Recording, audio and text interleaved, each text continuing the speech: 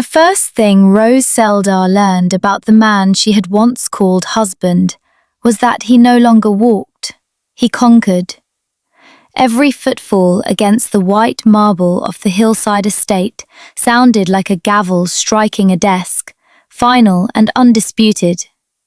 To the rest of the domestic staff, the sound was a signal to vanish into the recessed lighting, to become part of the crown moulding or the silent ventilation.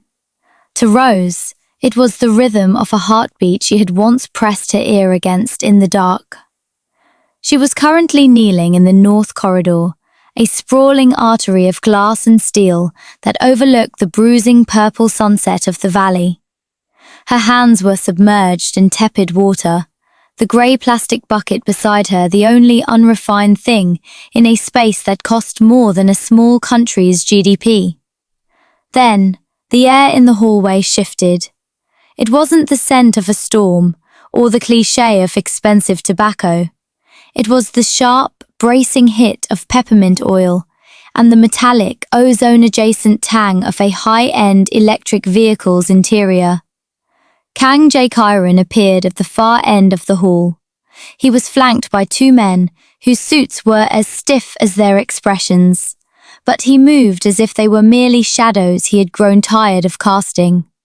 The light from the floor-to-ceiling windows caught the ridge of the scar on his eye, a pale, jagged line that made his regal features look dangerously incomplete. Rose's pulse didn't just quicken, it thrashed. She lowered her head, her gaze fixed on the reflection of his Italian Oxfords in the polished stone. He didn't slow down. He didn't falter. As he drew level with her, the hem of his charcoal overcoat brushed against her shoulder, a fleeting, dry contact that felt like a lightning strike. Rose held her breath, her lungs burning with the effort of remaining a ghost. She expected him to keep moving, to remain the untouchable, quiet crown of the city's underground. Instead, the Oxfords stopped. The silence that followed was heavy, pressurized like the cabin of a plane mid-descent.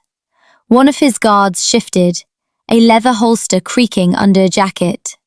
"The water," Jae-kyron said. His voice was a textured, low-frequency hum, devoid of the warmth Rose remembered from their shared morning coffees years ago. Rose looked up, her neck stiff. "Sir?" He was staring down at the grey bucket, his eyes narrowed as if trying to solve a complex equation. "It's dirty. Get fresh water. I don't pay for the redistribution of dust."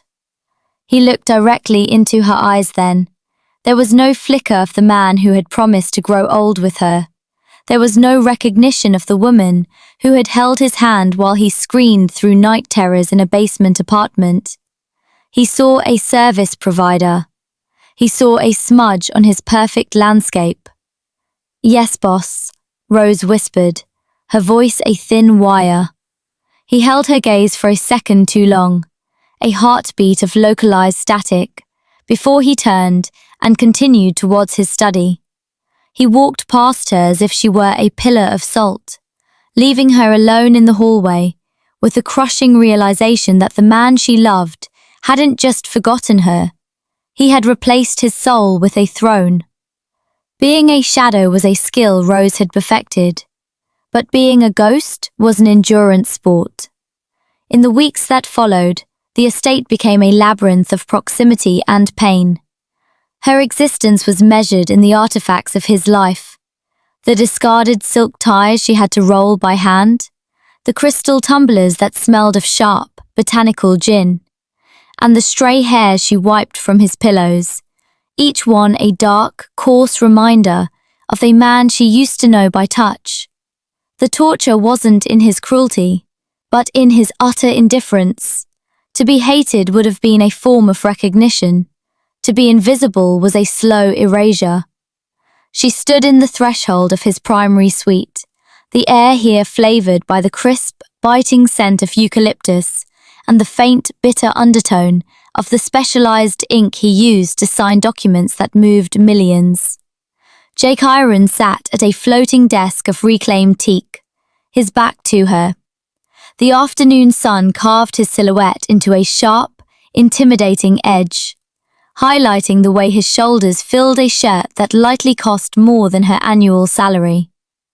"The laundry is finished, sir," Rose said, her voice carefully neutral, stripped of the lilt that used to make him smile. He didn't turn. The only movement was the rhythmic, surgical scratch of his pen against heavy cardstock. "Leave it on the bench." Rose moved across the room, her footsteps muffled by a rug so thick it felt like walking through a cloud. As she set the stack of precisely folded shirts down, her fingers brushed against a framed photograph on his side table. It wasn't of a person. Jay Kyron didn't seem to permit people in his private thoughts, but of a desolate, beautiful stretch of coastline, the very beach where Jay had once told her he wanted to build a house with a porch wide enough for 2 rocking chairs. The memory hit her like a physical blow to the solar plexus. Her hand trembled, a micro-movement that didn't go unnoticed. "Is there a problem, Rose?" He was standing now, having moved with that uncanny, silent speed he possessed. He was less than an arm's length away. Up close, the scar across his eye wasn't just a mark. It was a map of the violence that had stolen him from her. His gaze was a cold, piercing grey, searching her face for a crack in her composure. "No problem, sir," she replied, staring at the second button of his shirt to avoid the gravity of his eyes. "You're shaking," he observed. It wasn't an expression of concern. It was a clinical observation of a faulty tool. He reached out, his fingers surprisingly warm as they gripped her chin, forcing her head up. For a fleeting second, the sterile air between them felt charged with a high-voltage current. His thumb hovered near her lip, and his pupils dilated, a sudden primal reaction that suggested his body remembered what his mind had discarded. He stayed like that for a beat too long, his breath hitting her skin with the scent of cool peppermint. Then, as quickly as the spark had ignited, his expression flattened into ice. He released her, his hand dropping as if burned. "Go," he commanded, turning back to his work. "And don't touch the photographs again." Rose retreated, her skin still humming from the contact. She walked back into the hall, a ghost once more, carrying the weight of a love that was now nothing more than a private haunting. The chaos arrived not with a scream, but with the sharp, rhythmic pulse of a security alarm bleeding through the mansion's heavy insulation. Outside, the night was a silent predator, but inside the master wing, the air had turned thick and frantic. When the heavy doors finally cycled open, Jay Kyron stumbled in alone, his breathing ragged. He wasn't the untouchable king now. He was a man leaking vitality. Rose was already there, a first aid kit gripped in her hands by instinct. She didn't wait for permission. The power dynamic that usually kept her 3 paces behind him evaporated in the face of his vulnerability. He collapsed into a chair, his head tilted back against the leather, a fresh, shallow cut weeping crimson just above the old, silvered scar on his eye. It wasn't a lethal wound, but the proximity to his old trauma made his hands tremor. The room didn't smell like a hospital. It smelled of scorched copper and the sharp, antiseptic bite of the rubbing alcohol Rose splashed onto a cotton pad. She leaned in, her knees brushing his tailored trousers. This was the closest she had been to his skin without a layer of fabric or a social barrier between them in 5 years. "Stay still," she murmured.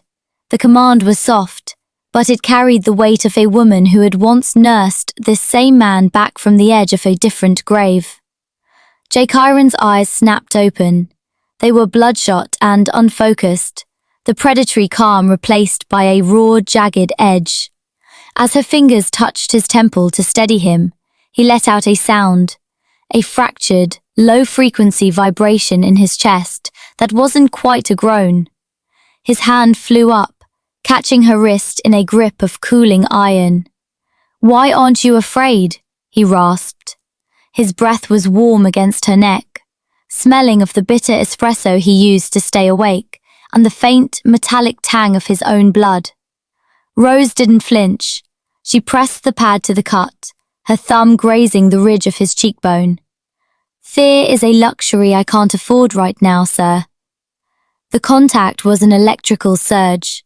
Up close, she could see the tiny gold flecks in his irises, details she had memorized in a cramped apartment a lifetime ago. For a heartbeat, the quiet crown vanished. His gaze searched hers with a desperate, frantic intensity, his pupils blowing wide as his subconscious fought against the fog in his mind. He looked at her as if he were drowning and she was the only buoy in a dark sea. His grip on her wrist softened, his fingers tracing the delicate pulse point there. The silence in the room became pressurized, heavy with the things he couldn't remember and the things she couldn't forget. He leaned forward, his forehead almost resting against hers, the proximity so absolute that their heartbeats seemed to synchronize in the quiet. "I know this," he whispered, his voice cracking. "The way you hold the light. I know this." Before the moment could shatter into a confession, the heavy tread of his security team echoed in the hall. The spell broke. Jake Iron flinched back, the mask of the syndicate boss slamming down so hard it was almost audible. He stood up, wiping a stray drop of blood with the back of his hand, his eyes returning to their default setting of cold, impenetrable grey. "Finish the floor," he said, his voice once again a sterile instrument, "and forget you saw me bleed." The following week, the atmosphere of the estate shifted from a cold museum to a hunting ground of a different kind. Jake Iron found himself standing in doorways he had never entered, his presence a sudden, heavy weight in the laundry rooms and the supply closets. He didn't come to inspect the inventory. He came for the silence that seemed to follow Rose like a trailing silk scarf. To the rest of the staff, he was a ghost in the machine. But for Rose, his new habit was a specialized form of psychological pressure. He would appear while she was steam pressing his linen shirts, his silhouette framed by the rising white vapor. He didn't smell like the office anymore.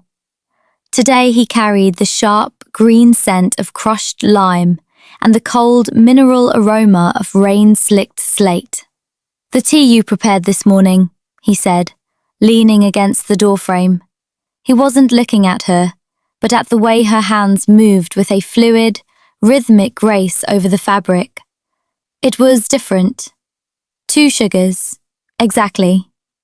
Rose didn't look up, though her heart was hammering a frantic rhythm against her ribs. "I noticed the bitter coffee was making you restless, sir. I thought a change might suit the morning." He moved into the room, the space suddenly feeling too small for his expansive, predatory energy. He stopped just behind her, not touching, but close enough that the heat radiating from his body acted as a physical barrier.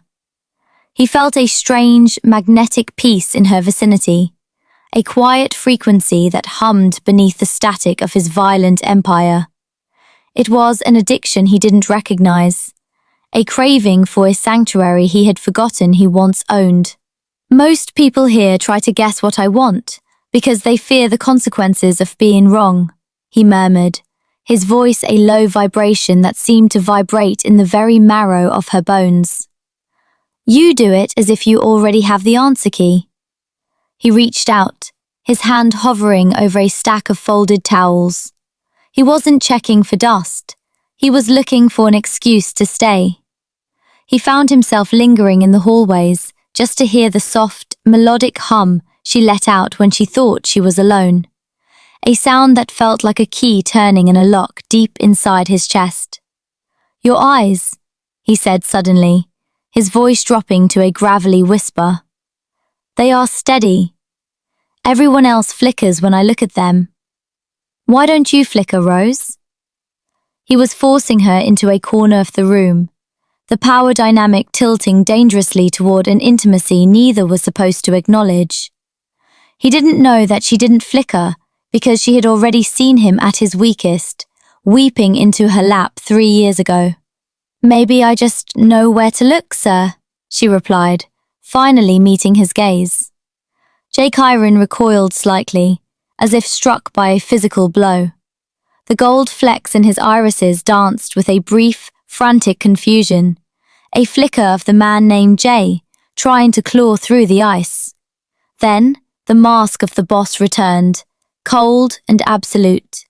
He turned on his heel without another word, leaving the room smelling of lime and the unresolved tension of a man losing a war with his own memory. The dining hall was an expanse of cold glass and sharp angles, smelling today of expensive gasoline and the heavy, cloying scent of a guest who didn't belong. Park Jin-ho, a man whose reputation for cruelty was matched only by his lack of restraint, sat at the head of the long table, leaning back with a smirk that didn't reach his eyes. Rose moved with practiced invisibility, pouring a vintage red that looked like bruised plums into their glasses. She felt Jin-ho's gaze before she heard him. It was a greasy, lingering attention that made her skin crawl. "I didn't realize you were collecting antiques, Jake Iron," Jin-ho drawled, his voice a rasping intrusion. He reached out, his hand snapping shut around Rose's wrist as she retracted the bottle. "This one is a bit too elegant for a maid, isn't she? A bit too dark for your usual porcelain collection." Rose froze. The bottle remained steady in her hand, but her pulse was a drum against her ribs. The room went silent. It was a vacuum-sealed stillness that made the hair on the back of the security team's neck stand up. Jake Iron didn't look up from his plate. He was cutting a piece of seared tuna with surgical accuracy. The only sign of his tension was the slight flare of his nostrils and the scent of cold metal that seemed to sharpen around him. "She's a housekeeper, Jin-ho," Jake Iron said, his voice dropping to a register so low it felt like a warning bell. "And you are a guest. Try to remember the boundaries of both roles." Jin-ho laughed, a sharp, ugly sound. He tightened his grip on Rose, his thumb digging into her skin. "I've always liked a challenge. Why don't you let me take her off your hands? She looks like she'd be more useful in a different kind of room." The chair didn't scrape against the floor. It seemed to fly back. Before Jin-ho could blink, Jake Iron was across the room. He didn't use a weapon. He used the sheer, terrifying force of his presence. He grabbed Jin-ho's arm, his fingers finding the pressure points with a speed that defied the eye. With a sickening crunch of bone against bone, Jin-ho was forced to release her. "If you touch her again," Jake Iron whispered, his face inches from the rivals, "I won't just end our partnership. I will erase your lineage." He didn't smell like a boss then. He smelled of raw adrenaline and a sudden, violent protectiveness that was entirely uncalculated. His men stood paralyzed. The quiet crown was known for his logic, not for losing his temper over a servant. Jake Iron's gaze shifted to Rose. For a fractured second, the cold grey of his eyes shattered. There was a raw, primal claim in his stare, a flash of the husband who had once fought off a mugger in a rainy alleyway. He looked shocked by his own fury, his chest heaving as if he had just run a marathon. "Get out," he said. And for once, he wasn't talking to Rose. He was looking at Jin-ho, his eyes promising a slow and thorough destruction. The aftermath of the dinner left the mansion feeling like a pressurized chamber. Jake Iron had retreated to his gymnasium, a glass-walled sanctuary of brutalist concrete and cold air that smelled of ozone and the sharp, clean sting of liniment. He was working the heavy bag with a rhythmic, bone-deep thud that echoed the frantic pace of Rose's heart as she entered to clear away the discarded towels. She moved with her head down, avoiding the sight of him, shirtless, sweat mapping the ancient calligraphy of the tiger across his ribs.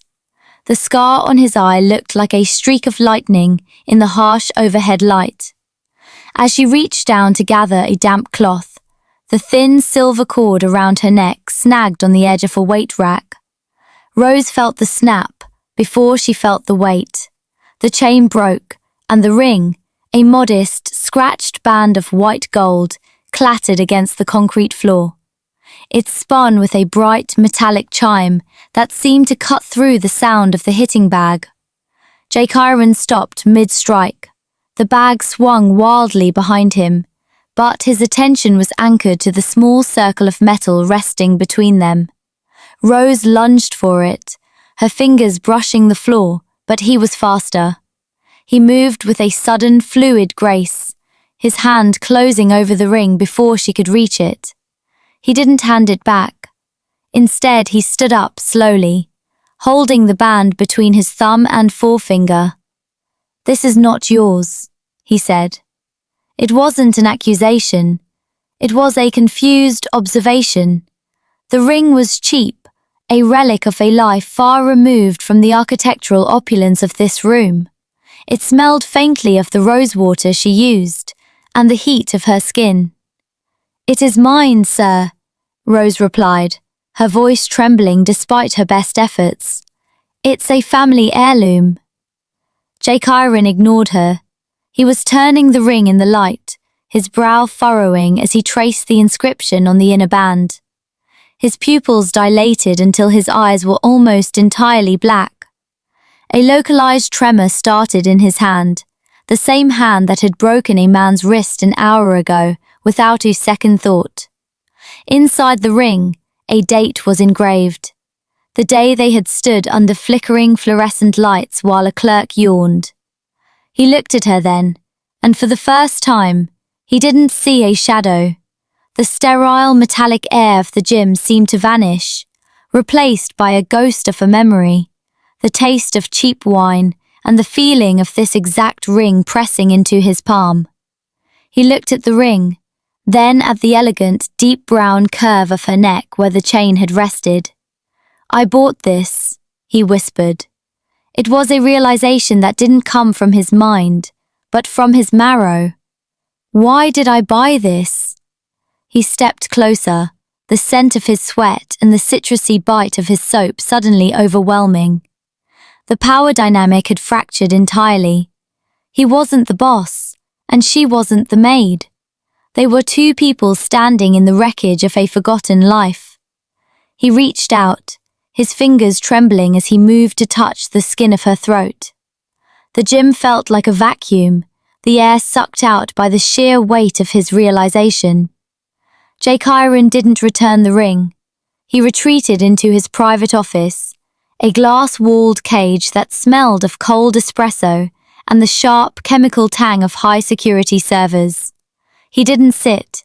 He waited until Rose entered.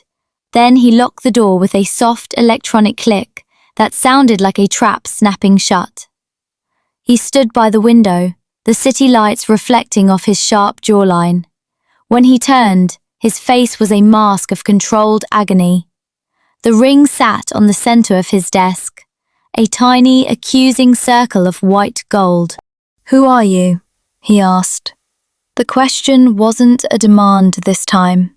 It was a plea, disguised as an executioner's order. "I've had my security team run your background 3 times. A clean record, a quiet life. And yet, I can't sleep because the sound of your footsteps in the hall feels like a song I've forgotten the lyrics to." Rose stood by the door, her hands clasped so tightly her knuckles were ashen. "I am your housekeeper, sir." "Liar," he rasped, moving toward her. He didn't move like a businessman. He moved like a man who had discovered a landmine in his own living room. He stopped inches away. His shadow swallowed her whole.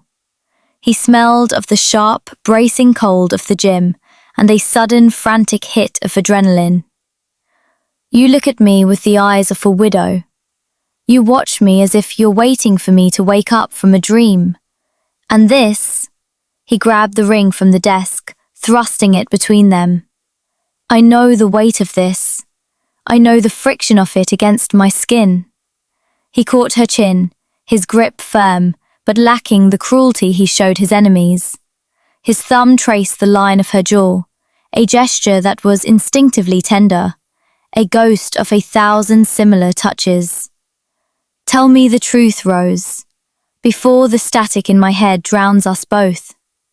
Why do I feel like I am betraying a dead man every time I look at you?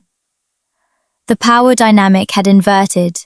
The man who owned the city's shipping routes and political favors was now a beggar at the feet of a woman in a polyester uniform. He was desperate, his breath hitching as he searched her expressive dark eyes for the map back to himself. You aren't betraying him, Rose whispered, her voice finally breaking. You're just the only one who doesn't know he's still alive. Jake Iron's hand shook against her face. The flicker in his eyes was no longer a spark, it was a forest fire. He looked at her mouth, then back to her eyes, the proximity so absolute that the air between them felt like it was beginning to burn.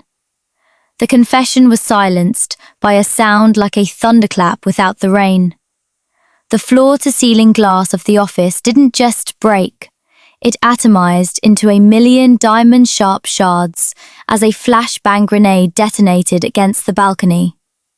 The air turned into a thick, choking fog of pulverized stone and the biting chemical sting of propellant. Jake Iron was thrown back, his head striking the teak desk. Through the ringing in her ears, Rose saw the silhouettes of men, shadows in tactical gear, vaulting through the ruined frame. They didn't smell like the estate. They smelled of damp earth and the greasy, hot lubricant of automatic weapons. Jake Iron! Rose's voice was a ragged tear in the static. She didn't think about the power dynamic or the years of being a ghost. She threw herself over his prone body just as a spray of suppressed gunfire chewed through the drywall behind them. A searing, white-hot line of agony raked across her shoulder, the force of the bullet spinning her around. She collapsed against his chest, her deep brown skin stained by a blossoming, vivid red. The copper scent of her blood hit the air, thick and undeniable. Jake Iron's eyes snapped open.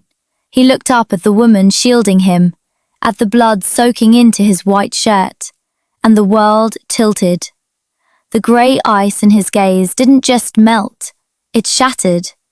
The sight of Rose bleeding for him acted as a lightning rod, grounding the fractured electrical storms in his brain. The quiet crown vanished, the void in his memory filled with a violent, technicolor rush. A courthouse hallway, the taste of her homemade stew, the way she had promised to wait for him. He didn't scream.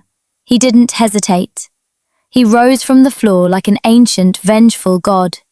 He moved with a terrifying native fluidity that his security training had never taught him. It was the desperation of a man who had already lost his wife once and refused to do it again. He intercepted the first gunman, disarming him with a sickening crack of bone, and using the man's own weapon to clear the room in a rhythmic, clinical sweep. He didn't look like a boss. He looked like a force of nature reclaiming its territory. When the room fell into a jagged, panting silence, he dropped the weapon and fell to his knees beside Rose. His hands, usually so steady and cold, were trembling as he pressed them against her wound. He didn't smell like bergamot or cold metal anymore. He smelled of sweat, salt, and the raw, unadulterated terror of a man who finally remembered how to love. Rose, he gasped, the name finally tasting right in his mouth. He tucked her head into the crook of his neck, his tears mingling with the copper tang of her blood. I have you. Rose, I'm here. Jay is here. The stillness that followed the gunfire was more terrifying than the noise. Jake Iron stood over Rose's huddled form, his silhouette framed by the jagged teeth of the broken window. The air was a thick slurry of plaster dust and the bitter, scorched almond scent of spent gunpowder. He didn't look like the quiet crown anymore. He looked like the tiger inked across his ribs, ferocious, focused, and finally awake. The second wave of intruders moved through the hall, their heavy boots thudding against the marble. Jake Iron didn't wait. He moved with a brutal, instinctive economy of motion that skipped the elegance of his security training and went straight for the jugular.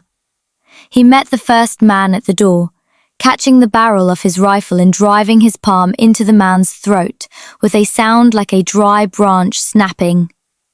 He didn't just eliminate them. He dismantled them.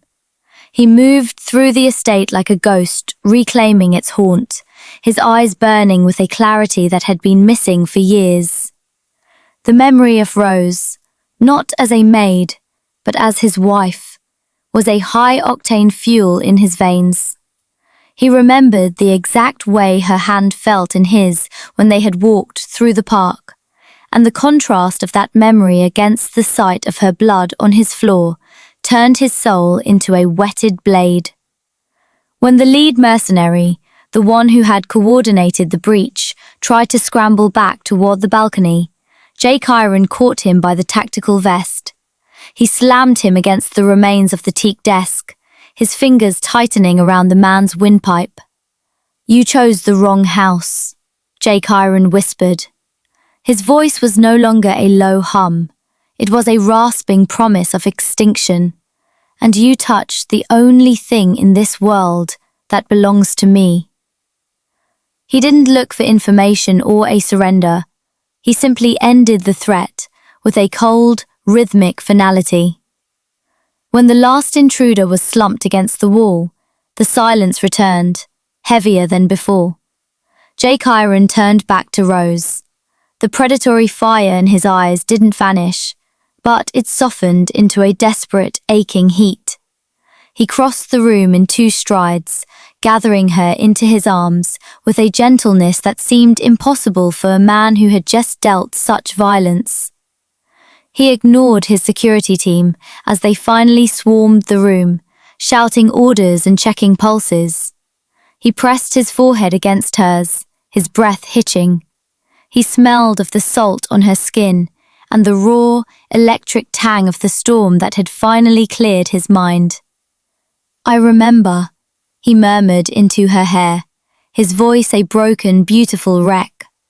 "The courthouse, the lilies you held that were starting to wilt, the way you take your tea. I remember it all, Rose."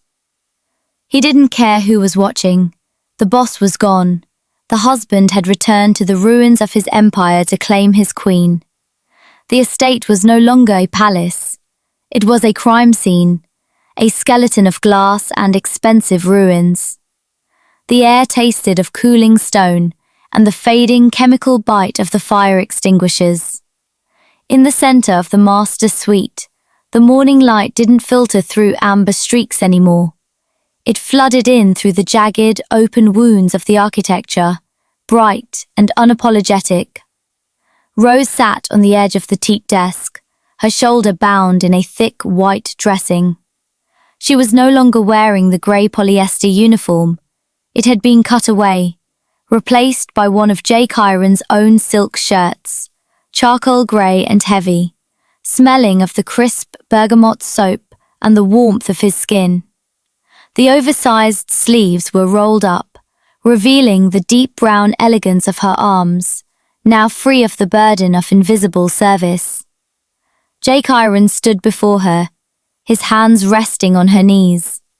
He had cleaned the copper-scented blood from his face, but he hadn't touched the new cut above his eye.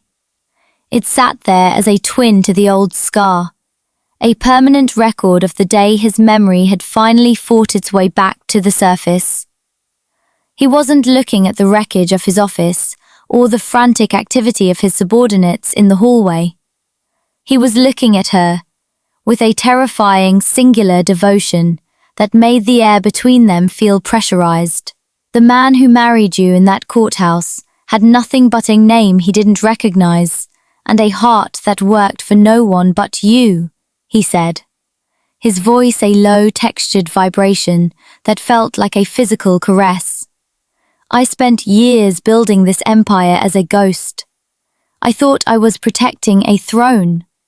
I was actually just guarding an empty room.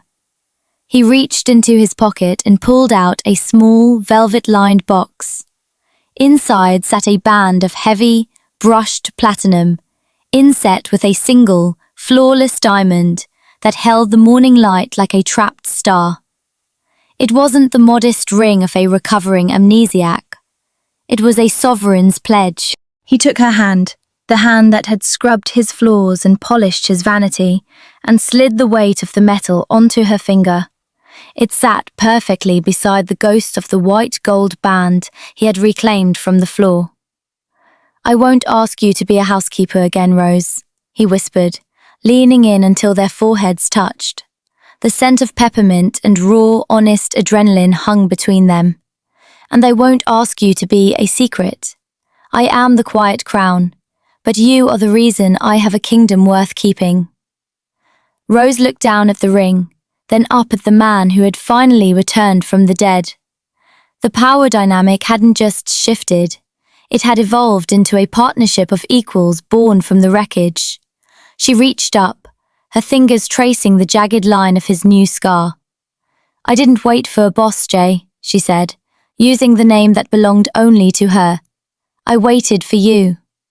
He pulled her into a kiss that tasted of salt and survival, a new vow written in the dust of the old world.